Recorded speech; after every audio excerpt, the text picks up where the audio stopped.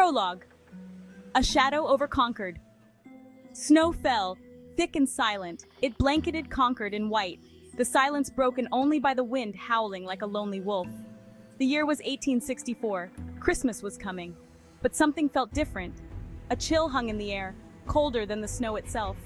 An uneasiness settled over the town, a premonition of something wicked on the horizon. The townsfolk, usually full of holiday cheer, hurried indoors before nightfall. They whispered of strange occurrences, of livestock drained of blood, of eerie shadows stretching in the moonlight.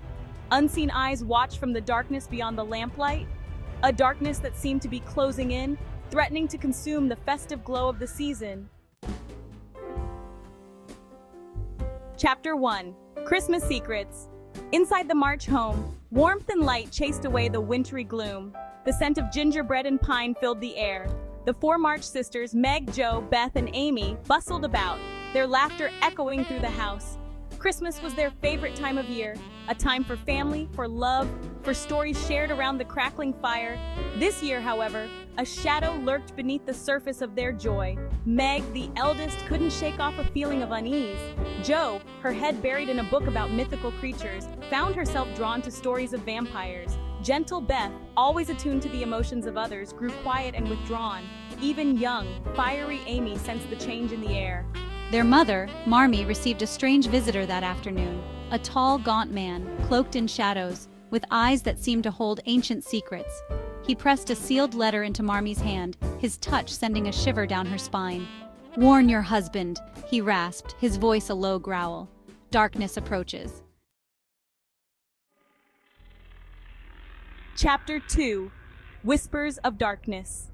Christmas Eve arrived, a flurry of excitement and anticipation. The air was filled with the scent of pine and freshly baked cookies, and the sound of carolers singing in the distance added to the festive atmosphere.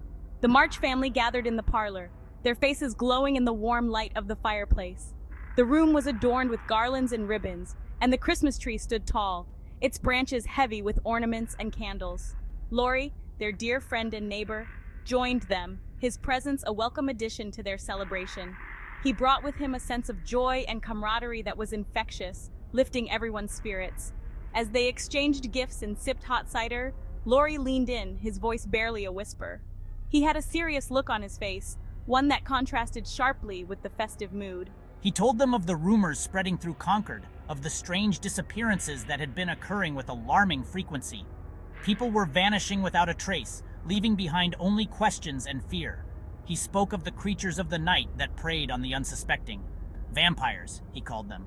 These were not the stuff of fairy tales, but real, malevolent beings that lurked in the shadows, waiting to strike. Myths, Jo argued, her voice laced with uncertainty. She wanted to believe that such horrors were merely figments of the imagination, stories told to frighten children.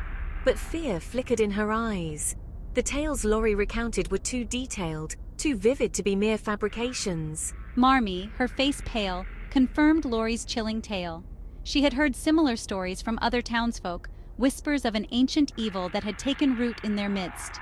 She revealed the stranger's warning, the letter clutched tightly in her hand. It was written in a hurried, almost frantic script, as if the writer had been desperate to convey the message before it was too late. It spoke of an ancient evil, a coven of vampires led by a powerful master, drawn to Concord for reasons unknown. The letter warned of the danger that loomed over the town, urging them to be vigilant. The March family, the letter claimed, was in danger. The vampires were said to be particularly interested in them, though the reasons remained shrouded in mystery. Fear hung heavy in the air, suffocating the festive cheer. The once warm and inviting parlor now seemed cold and foreboding, the shadows dancing ominously on the walls. The sisters clung to each other, their hearts pounding in unison. They had always found strength in their unity, but this new threat tested their resolve in ways they had never imagined. They had faced hardship before, but nothing like this. The fear of the unknown, the dread of an unseen enemy, weighed heavily on their minds. This was a threat unlike any they could have imagined. The darkness that had descended upon Concord was not just a physical presence, but a palpable sense of dread that seeped into their very souls. As they huddled together, peering out into the night, they knew that their lives would never be the same. The whispers of darkness had taken hold, and the March family would have to summon all their courage to face the trials ahead. Yet, amidst the fear and uncertainty, a flicker of hope remained. They were determined to protect each other, to stand against the darkness that threatened to consume them. Together, they would find a way to overcome the shadows and reclaim the light. The festive mood evaporated, replaced by a chilling dread. The laughter and music that once filled the room were now replaced by an eerie silence, as if the very air had thickened with foreboding. The guests who moments ago were lost in merriment now exchanged anxious glances, their faces pale with fear. The sisters looked to their father, their rock, for answers. His usually calm demeanor was now shadowed by a deep concern, a worry that mirrored their own. They had always turned to him in times of trouble, and now more than ever they needed his guidance.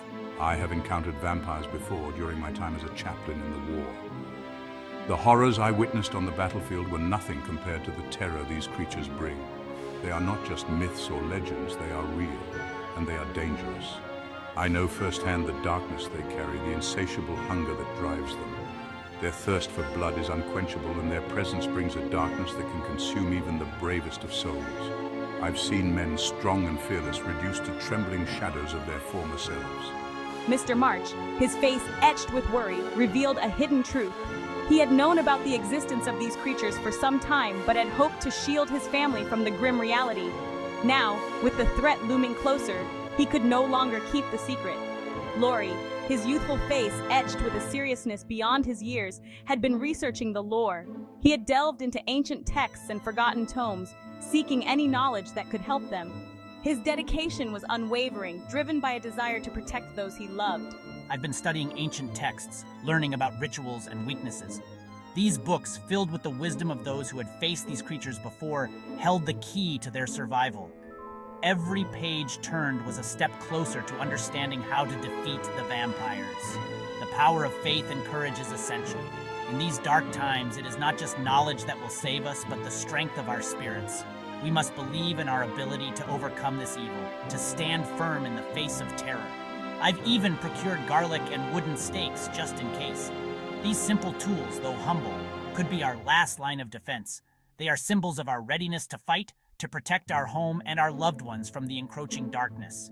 The March sisters, their initial fear giving way to a steely resolve, refused to cower. They stood together, united by a bond stronger than any fear. Their determination was palpable, a beacon of hope in the encroaching gloom. They would fight for their family, for their town, for their very lives. The stakes were high, but their resolve was higher. They knew that the battle ahead would be fierce, but they were ready to face it head on. Meg, ever the practical one, took charge of fortifying their home. She moved with purpose, her actions swift and decisive. Every window secured, every door bolted, was a step toward safety.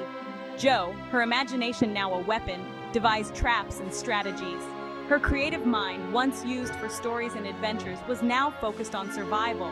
She crafted clever traps, each one a testament to her ingenuity. Beth, her gentle spirit masking a fierce loyalty, offered her unwavering support. She was the heart of the family, her quiet strength a source of comfort. Her presence was a reminder that they were not alone in this fight. And Amy, her youthful energy now a force to be reckoned with, helped where she could. Her enthusiasm was infectious, lifting the spirits of those around her. She moved with a determination that belied her years, ready to face whatever came their way. The days that followed were a blur of activity. The March sisters, each with their unique strengths and personalities, found themselves thrust into a whirlwind of preparation and fortification. The once serene household was now a hive of urgency and determination. The March house transformed into a fortress. Windows were boarded up, their once clear panes now obscured by thick wooden planks. Doors were reinforced with heavy beams, creating barriers that seemed almost impenetrable. Garlic hung from every doorway, its pungent aroma a warning to any creature of the night. The sisters meticulously placed the garlic, believing in its protective properties, hoping it would ward off any malevolent forces. The sisters, armed with whatever weapons they could find, practiced their aim in the snow-covered yard. Makeshift bows and arrows, old hunting rifles, and even kitchen knives became their tools of defense. The cold air bit at their cheeks, but they persevered, knowing that their survival depended on their readiness. Meg, her inherent leadership qualities shining through, organized their defenses. She assigned roles, ensured that everyone knew their duties, and kept morale high. Her calm demeanor and clear instructions provided a sense of order amidst the chaos. Jo, her quick wit and agility honed, became their strategist. She devised plans, thought of contingencies, and always stayed one step ahead. Her mind raced with possibilities, each scenario meticulously considered and prepared for. Beth, her quiet strength a beacon of hope, tended to their wounds and kept their spirits high. She moved with a gentle grace, her presence a soothing balm to the frayed nerves of her sisters. Her hands, though small, were steady and sure as she bandaged cuts and bruises. Amy, her artistic talent put to practical use, crafted silver-tipped arrows for their makeshift bows. She worked tirelessly, her fingers deftly shaping each arrow with precision. The silver tips gleamed in the dim light, a testament to her skill and dedication. As the sun began its descent, casting long, eerie shadows across the snow, a palpable tension settled over the house. The sisters could feel the weight of the impending night, the uncertainty of what it would bring. The once familiar surroundings now seemed foreign and foreboding. The sisters gathered in the parlor, their faces illuminated by the flickering candlelight. The room, filled with the soft glow of candles, felt like a sanctuary. They huddled together, drawing strength from each other's presence. They shared stories, sang songs, their voices a chorus of defiance against the encroaching darkness. Each tale and melody was a thread that wove them closer together, a reminder of their shared history and unbreakable bond. They knew that this night would be different, that their lives hung in the balance. The gravity of their situation was not lost on them, but neither was their resolve. They steeled themselves for what was to come, their determination unwavering, but they faced the unknown together, their bond unbreakable, their spirits strong. In the face of adversity, they found strength in their unity. The March sisters, each a pillar of resilience, stood ready to confront whatever darkness lay ahead, their hearts intertwined in unyielding solidarity.